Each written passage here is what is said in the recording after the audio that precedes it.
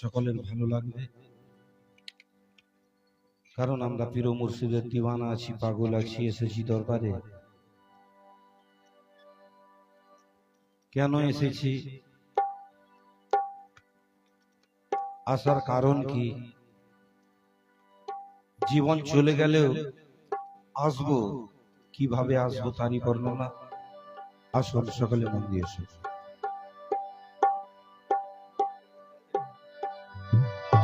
Hello.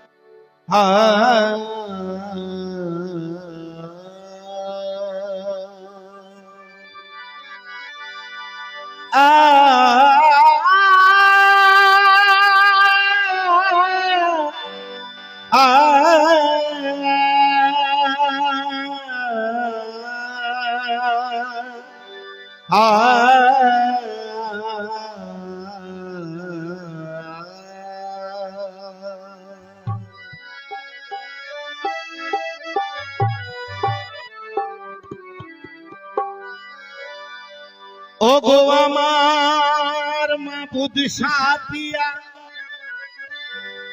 আজ তোমার উরুস পাকেতে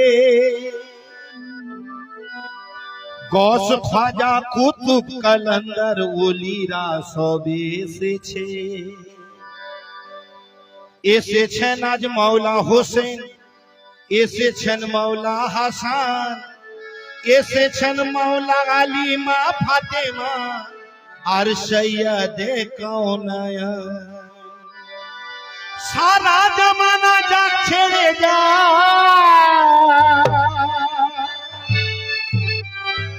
সারা জমানা যাক ছেড়ে যা, পরোয়া কারো করি না। মিনতি আমার শুধু দয়াল, আমায় চরণ ছাড়া করো না। কেন না, আমি তোমার ছিলাম, তোমার আছি, তোমার থাকিব। আমি তোমার ছিলাম, তোমার আছি, তোমার থাকিব। মাবুদ মাবুদ বলে জীবন কাটাবো। আমি তোমার ছিলাম, তোমার আছি, তোমার থাকিব। মাবুদ মাবুদ বলে জীবন কাটাবো। আমি তোমার ছিলাম, তোমার আছি,